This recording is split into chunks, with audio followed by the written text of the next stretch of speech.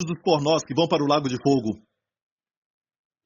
E a igreja fala tanto sobre o pecado que nos esquecemos que essas atitudes que são pecados interiores, que Deus diz que são piores do que as outras coisas, porque o medo e a descrença são as mães de todos os pecados. Porque através do medo não temos o suficiente, temos medo de ficar para trás, por isso tomamos atalhos, enganamos, mentimos, porque não cremos que Deus vai prover. Os dois primeiros grupos são de medrosos e descrentes, e perguntamos o seguinte sobre a confissão de pecado. Como ensinaram? Nos ensinaram que se não confessarmos os nossos pecados, Deus não vai nos perdoar. Olha, eu creio em confissão de pecados, temos até um vídeo pequeno que eu coloquei no YouTube recentemente, chamado Joseph Prince crê na confissão de pecados. Porque tem gente lá fora que diz que eu não creio. Não. Eu creio na confissão de pecados, mas a palavra confessar é homologio. Logos, homo, quer dizer a mesma palavra. Falar a mesma coisa que Deus fala sobre o nosso pecado. E quando peca, você deve dizer, é pecado. Não o negamos. Número 2. Deus o perdoou. Isso é dizer a mesma coisa que Deus, porque Cristo já pagou o preço por isso. Para Deus custou o seu próprio Filho. Amém. Fez o Senhor sofrer muito. Alguns dias atrás eu estava assistindo o filme A Paixão de Cristo de novo. E eu fiquei ali e eu chorei de novo.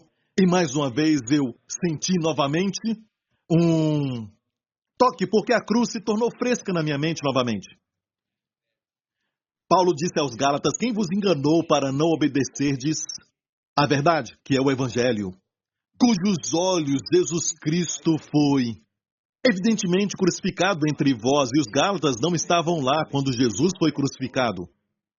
Mas quando ele pregava de uma maneira muito gráfica. Quando Paulo pregou a eles, e eles viram Jesus ser crucificado quando Paulo pregou para eles. E um bom ministério coloca sempre a cruz na frente. Porque quando pecar, você olha para a cruz. Mas essa ideia, se eu não confessar, eu não sou perdoado, vai até impedir muitos deles, não todos eles, mas muitos deles. Eu já ouvi histórias. E eles não recebem porque no fundo eles acham que tem algum pecado que não confessaram. Ou tem algum pecado que Deus não perdoa. Mas se olharmos para o relato bíblico em Tiago, quando diz que se alguém está enfermo, chama os presbíteros, e os presbíteros orem sobre ele com a unção do óleo em nome do Senhor, e a oração da fé salvará o enfermo, e se ele cometeu pecados, lhe serão perdoados. Se falarmos ao enfermo, os seus pecados não vão impedir a cura de Deus de fluir no seu corpo. Não vai impedi-lo. E se você pensa que cometeu pecados e por isso você está assim, se você cometeu pecados, olha aqui, os pecados lhe serão perdoados. De uma vez só, o mesmo poder que cura o seu corpo remove os pecados. Se nós somente falarmos a verdade. Por isso falo fortemente sobre esse fato de que as pessoas precisam ser livres de culpa e condenação para que possam receber de Deus. E essa ideia de 1 João 1,9, que é somente um verso no Novo Testamento, Paulo nunca escreveu isso, e você sabe muito bem que ele escreveu 2 textos do Novo Testamento e nunca mencionou a confissão de pecados nenhuma vez. Mas olha isso, os medrosos e descrentes serão lançados no lago de fogo. Vemos que quando Jesus apareceu, isso foi após a cruz. Ele já tinha ressuscitado.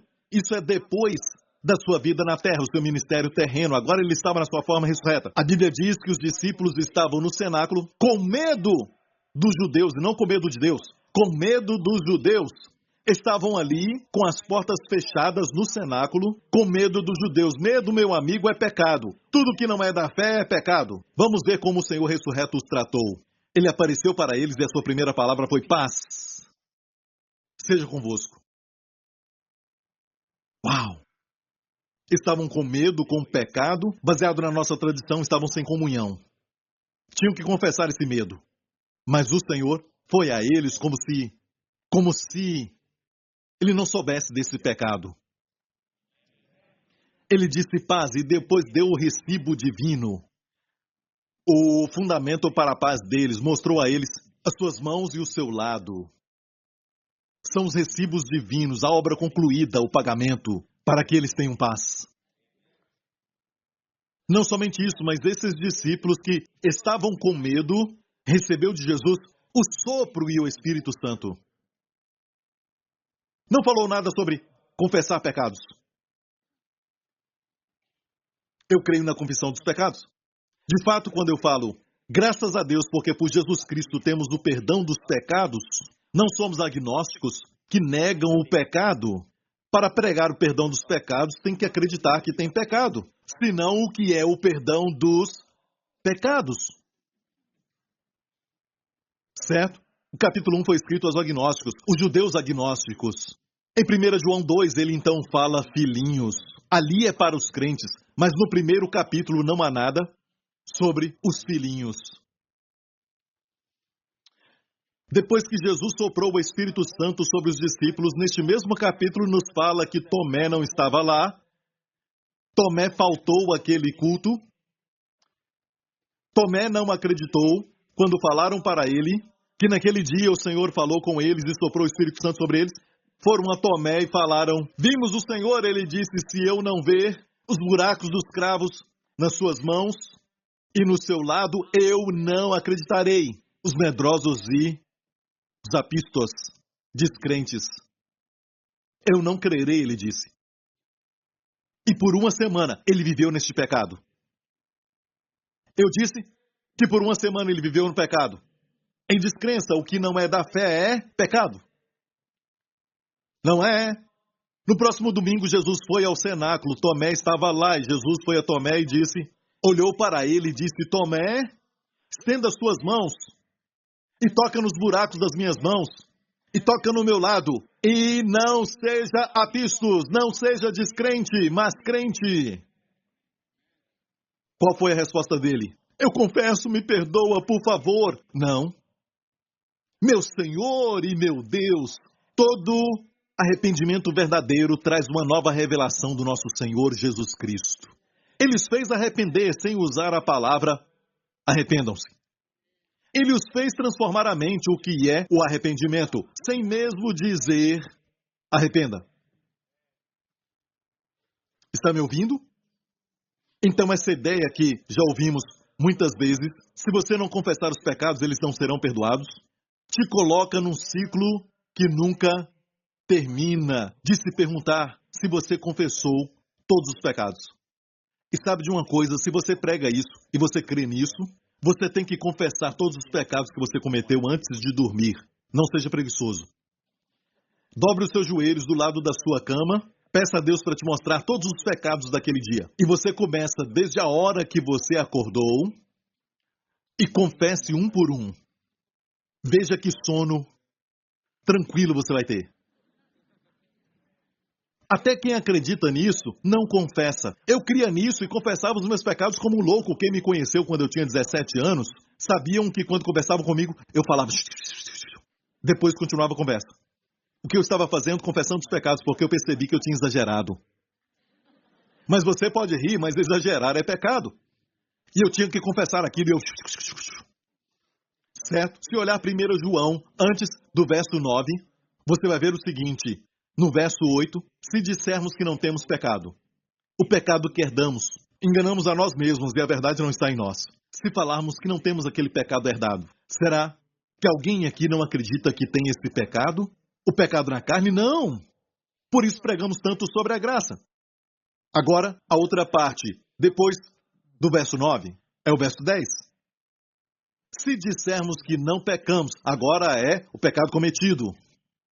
Se falarmos que não fizemos nada errado, falamos que Deus é mentiroso e a sua palavra não está em nós. Está me ouvindo, igreja? Amém?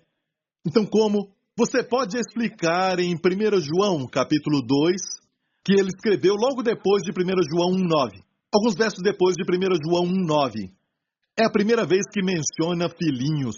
Eu já falei sobre isso e continuo repetindo. A epístola inteira não foi escrita aos agnósticos. Só o capítulo 1, e por isso começa dizendo que o que temos visto, os nossos olhos contemplaram, as nossas mãos tocaram. Lembra o que Jesus disse para Tomé? Toque em mim. Um espírito não tem carne e ossos. É o mesmo pensamento de João que escreveu isso aqui. João disse, o tocamos, até Tomé tocou nele. O sentimos, ele não era um fantasma, Porque os agnósticos dizem que Cristo não veio em carne, ele veio em espírito. Não havia corpo, eles dizem isso, e negam que tem pecado. Então, 1 João foi escrito primeiramente para os agnósticos judeus. E escute bem, as cartas de Pedro e as cartas de João foram todas escritas aos judeus, primeiramente, porque a Bíblia diz em Gálatas que deram a Paulo a destra da comunhão para que Paulo fosse para os incircuncisos, gentios. Eles, Pedro, Tiago e João, aos circuncisos. Então, quando ler essas cartas, você tem que entender, era para os judeus. E se alguém falar, pastor, 1 João 1,9, a confessar os pecados, você admite que tem pecado, está no tempo presente. Eu vou então dizer, em Marcos capítulo 1, vamos ler isso, Marcos capítulo 1, sobre João Batista e toda a província da Judéia e os de Jerusalém, iam ter com ele, todos eram batizados por ele no Rio Jordão, confessando os seus pecados. Eram salvos? Eu não creio que eram. Ainda não tinham conhecido a Cristo. Os judeus que iam ter com João Batista iam ter com João para serem batizados, confessando seus pecados. E olha isso, confessando está no tempo presente no grego. Quer dizer que eles estão ainda no Rio Jordão até os dias de hoje, confessando seus pecados? Não, tempo presente também quer dizer que aquilo é característico. Tempo presente não quer dizer sempre que aquilo está acontecendo, certo? Mas uma ação contínua, mas quer dizer também que é algo característico, como o sangue de Jesus que nos limpa de todo pecado. Você diz, algo como sabão? Limpa. O sangue de Jesus limpa. Os dois no grego estariam no tempo presente. Mostra a característica. Você está entendendo? Então, queridos, o povo judeu confessa os pecados, até quando iam a Deus. Como 1 João 1,9, que é um verso de salvação, quando eles iam a Deus, era para então eles confessarem seus pecados.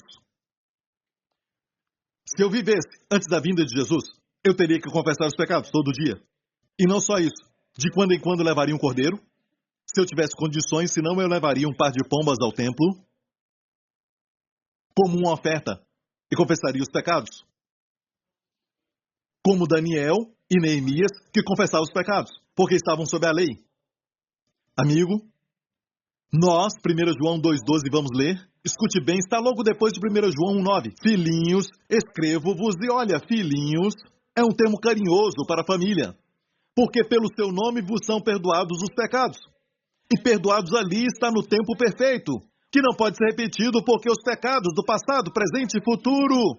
Ei, João, você não acha isso perigoso porque está escrevendo esta carta para pessoas e vai demorar alguns dias para sua carta chegar a eles? E como pode então dizer isso, falar o seguinte completamente para essas pessoas, sem nenhuma qualificação, dizer para essas pessoas que os seus pecados já foram perdoados, se eles somente crerem em Jesus? Talvez um deles acordou esta manhã e teve uma discussão, uma briga com o cônjuge. Talvez alguém sentiu alguma amargura e teve um problema no seu relacionamento com um irmão em Cristo. Ei, João, como você fala isso? Obviamente ele sabia algo que não sabemos.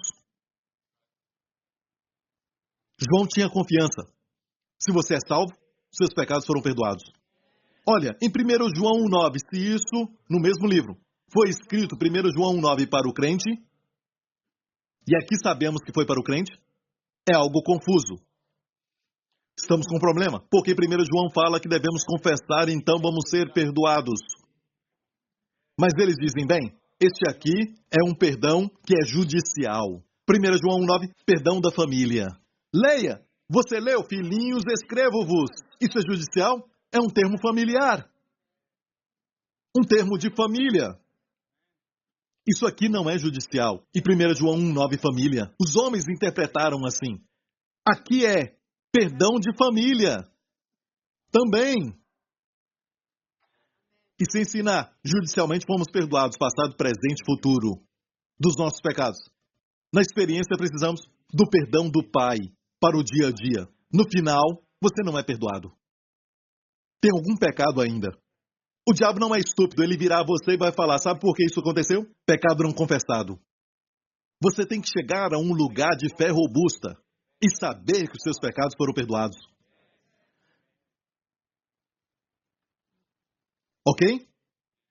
Olha, quero falar uma coisa para quem ensina a graça. Alguns líderes, alguns têm feito umas declarações, E olha, eu gostaria que eles estudassem mais a palavra de Deus. Eles já entenderam sobre perdão e coisas assim, e correm com isso. E dizem, não há mais purificação para o crente. Não faça declaração assim, ok? Não se levante e diga, sabe? Depois que fomos perdoados os pecados, não há mais purificação, não há mais nenhum tipo de purificação. Porque eu te digo agora que ainda há purificação. Mas não é purificação pelo sangue, mas o lavar pela água. E é uma mensagem para a igreja. É o que eu vou falar hoje. Pronto? Então vamos para João 13. E eu quero começar dizendo que isso não tem nada a ver com 1 João 1,9. E alguém pode dizer, olha, isso é outra purificação. Não. 1 João 1,9 te faz lembrar dos seus pecados. Como eu falei, é um verso para salvação. Eu devo confessar os meus pecados hoje, Joseph Prince. Você confessa os pecados? Sim. Mas eu falo assim, pai, eu fiz isso agora. Eu falo para o pai, posso até pedir desculpas, tudo bem? Quando você está na presença de alguém que te ama, você pode ser sincero. Mas eu não confesso para ser perdoado, eu estou confessando porque eu fui perdoado. Ok? Então entenda que eu não sou contra isso, ok? Lembre-se disso. Mas olha, ainda há uma purificação, mas uma purificação que não faz te lembrar do pecado. Eu tenho que falar isso antes de falar sobre o lavar da água. Hebreus 10 nos fala que todos os sacrifícios no dia da expiação, ou durante a Páscoa, ou durante os dias de festa, diz que todos os sacrifícios de cordeiros ali, milhares e milhares em mais de 1500 anos, oferecidos nos altares judeus, não podem fazer o que o sangue de Jesus fez. E o que o sangue de Jesus fez por nós? Leia. De outra maneira teriam deixado de se oferecer. Porque purificados uma vez os ministrantes, hapax no grego, que quer dizer uma vez para sempre. Purificados uma vez os ministrantes, nunca mais teriam consciência de pecado. Hoje dizem que o ensinamento que te faz não ter mais consciência de pecado é um ensinamento perigoso. Mas olha aqui na Bíblia, que foi inspirada por Deus, que é para nós uma fonte de vida, porque toda palavra é importante. Cada detalhe, cada pedaço da palavra de Deus. Para o Filho de Deus, que sabe que foi inspirado por Deus, ele toma posse disso e medita nisso. Porque ela tem vida, ela tem virtude. Porque aqui diz uma vez, hapax no grego, purificados uma vez, se esses sacrifícios de judeus tivessem funcionado, então purificados uma vez os ministrantes nunca mais teriam consciência de pecado. Nesses sacrifícios, porém, cada ano se faz comemoração dos pecados. Temos não mais teriam consciência de pecado versus comemoração dos pecados. Qual é o seu ministério? E esta é a razão por que eu prego dessa forma, igreja. Eu acredito nisso, que as pessoas devem ser livres da consciência do pecado. Não somente dizer, bem... Hoje com o pastor Joseph Prince. Se olhar 1 João, antes do verso 9, você vai ver o seguinte, no verso 8, se dissermos que não temos pecado, o pecado que herdamos, enganamos a nós mesmos e a verdade não está em nós. Se falarmos que não temos aquele pecado herdado, será que alguém aqui não acredita que tem esse pecado? O pecado na carne? Não! Por isso pregamos tanto sobre a graça. Agora, a outra parte, depois do verso 9, é o verso 10. Se dissermos que não pecamos, agora é o pecado cometido. Se falarmos que não fizemos nada errado, falamos que Deus é mentiroso e a sua palavra não está em nós. Está me ouvindo, igreja? Amém? Então, como você pode explicar em 1 João, capítulo 2, que ele escreveu logo depois de 1 João 1,9. Alguns versos depois de 1 João 1,9. É a primeira vez que menciona filhinhos. Eu já falei sobre isso e continuo repetindo. A epístola inteira não foi escrita aos agnósticos. Só o capítulo 1. E por isso começa dizendo que o que temos visto, os nossos olhos contemplaram, as nossas mãos tocaram. Lembra o que Jesus disse para Tomé? Toque em mim. Um espírito não tem carne e ossos. É o mesmo pensamento de João que escreveu isso aqui. João disse, o tocamos, até Tomé tocou nele. O sentimos, ele não era um fantasma? Porque os agnósticos dizem que Cristo não veio em carne. Ele veio em espírito. Não havia corpo. Eles dizem isso e negam que têm pecado. Então, 1 João foi escrito primeiramente para os agnósticos judeus. E escute bem, as cartas de Pedro e as cartas de João foram todas escritas aos judeus, primeiramente, porque a Bíblia diz em Gálatas que deram a Paulo a destra da comunhão para que Paulo fosse para os incircuncisos, gentios. Eles, Pedro, Tiago e João, aos circuncisos. Então, quando ler essas cartas, você tem que entender, era para os judeus. E se alguém falar, pastor, 1 João 1,9 é confessar os pecados, você admite que tem pecado, está no tempo presente. Eu vou então dizer, em Marcos capítulo 1, vamos ler isso, Marcos capítulo 1, sobre João Batista e toda a província da Judéia e os de Jerusalém, iam ter com ele, todos eram batizados por ele no Rio Jordão, confessando os seus pecados. Eram salvos? Eu não creio que eram. Ainda não tinham conhecido a Cristo. Os judeus que iam ter com João Batista iam ter com João para serem batizados, confessando os seus pecados. E olha isso, confessando está no tempo presente no grego. Quer dizer que eles estão ainda no Rio Jordão até os dias de hoje, confessando seus pecados? Não, tempo presente também quer dizer que aquilo é característico.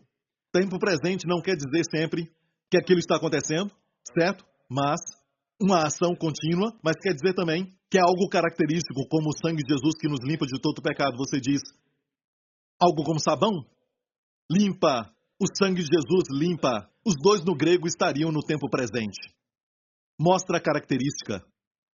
Você está entendendo? Então, queridos, o povo judeu confessa os pecados, até quando iam a Deus. Como 1 João 1,9, que é um verso de salvação, quando eles iam a Deus, era para então eles confessarem seus pecados. Se eu vivesse antes da vinda de Jesus, eu teria que confessar os pecados todo dia. E não só isso, de quando em quando levaria um cordeiro.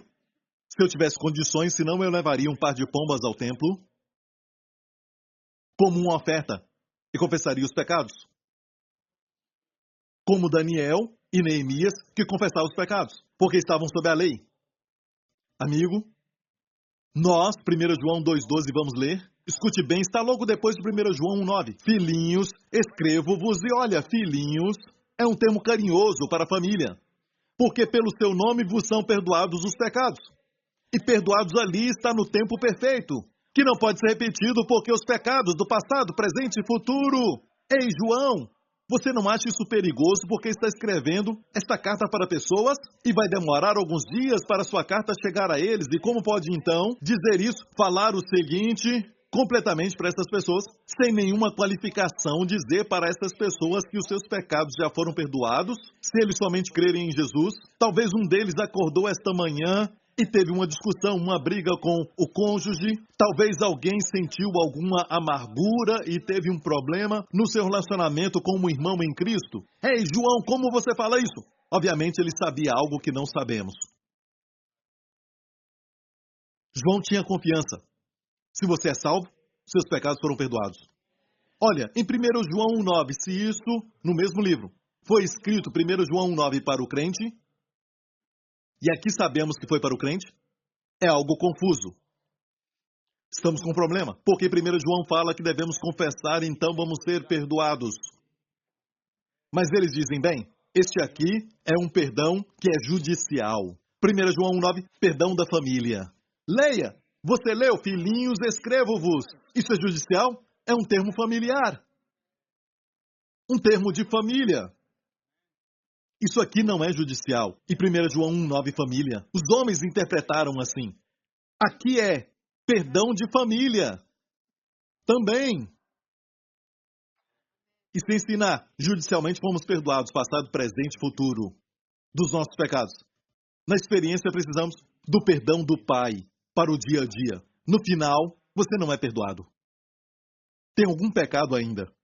O diabo não é estúpido, ele virá a você e vai falar, sabe por que isso aconteceu? Pecado não confessado.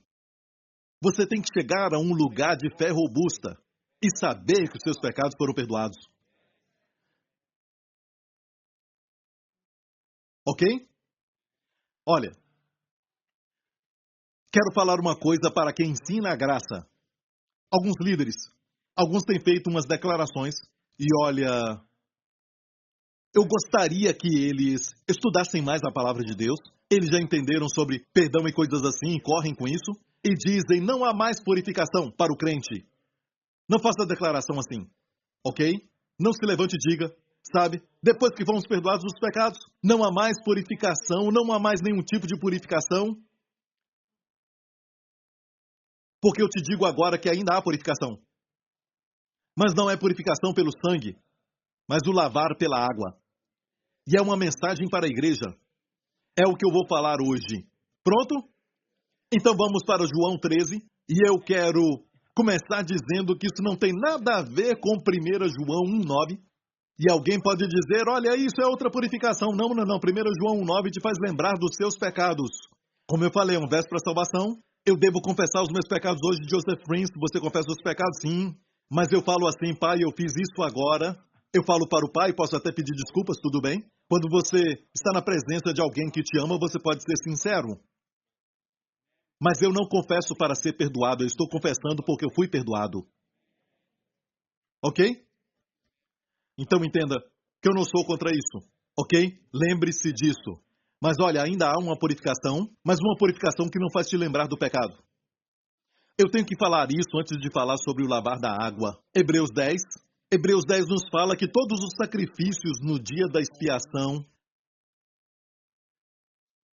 ou durante a Páscoa, ou durante os dias de festa, diz que todos os sacrifícios de cordeiros ali, milhares e milhares em mais de 1500 anos, oferecidos nos altares judeus, não podem fazer o que o sangue de Jesus fez. E o que o sangue de Jesus fez por nós? Leia. De outra maneira teriam deixado de se oferecer, porque purificados uma vez os ministrantes, rapax no grego, que quer dizer uma vez para sempre. Purificados uma vez os ministrantes, nunca mais teriam consciência de pecado. Hoje dizem que o ensinamento que te faz não ter mais consciência de pecado é um ensinamento perigoso. Mas olha aqui na Bíblia, que foi inspirada por Deus, que é para nós uma fonte de vida, porque toda palavra é importante. Cada detalhe, cada pedaço da palavra de Deus. Para o Filho de Deus, que sabe que foi inspirado por Deus, ele toma posse disso e medita nisso. Porque ela tem vida, ela tem virtude. Porque aqui diz uma vez, rapax no grego, purificados uma vez, se esses sacrifícios de judeus tivessem funcionado. Então, purificados uma vez os ministrantes, nunca mais teriam consciência de pecado. Nesses sacrifícios, porém, cada ano se faz comemoração dos pecados. Temos não mais teriam consciência de pecado versus comemoração dos pecados. Qual é o seu ministério? E esta é a razão por que eu prego dessa forma, igreja. Eu acredito nisso, que as pessoas devem ser livres da consciência do pecado. Não somente dizer, bem, o pecado não importa mais para Deus. Não. Livre, porque entendemos que um sacrifício valeu para sempre. Isso produz em você uma gratidão profunda, até adoração a Deus. Vamos ler de novo. Não ter consciência de pecado versus comemoração dos pecados. Todo ano. E a nossa pregação, às vezes, é uma comemoração dos pecados. Porque a comemoração dos pecados quer dizer que o sangue não funcionou. O próximo verso. Porque é impossível que sangue dos touros e dos bodes tire os pecados. Porque os judeus faziam comemoração pelos pecados todo ano. Porque é impossível que o sangue dos touros e bodes tire os pecados. E você e eu também comemoramos o pecado todas as vezes que viemos para a igreja. Isso sai do púlpito, sai de um e do outro, porque estamos dizendo que o sangue de Jesus não tirou os pecados. Se a minha dívida financeira foi paga por uma pessoa generosa que me ama, eu continuo agindo. Muito incomodado, sem paz, na presença do homem que eu tinha uma dívida. É um insulto àquele que pagou minha dívida.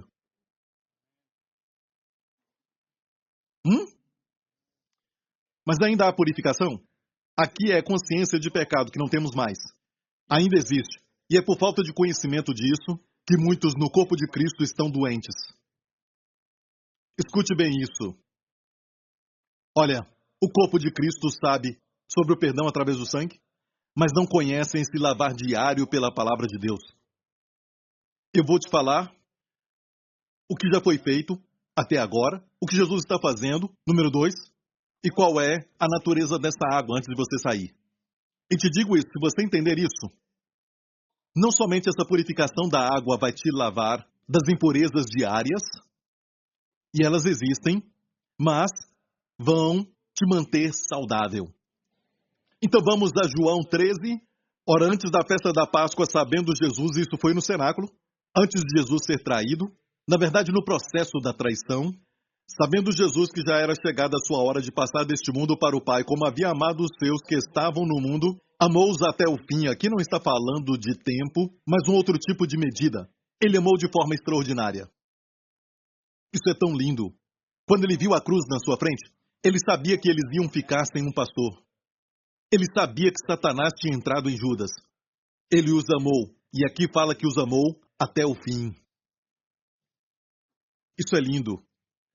É como quando você vai viajar por um longo tempo. Você olha para o seu filho e você o abraça por muito tempo. Naquele momento você o amou até o fim. Não uma questão de tempo no grego, mas de medida.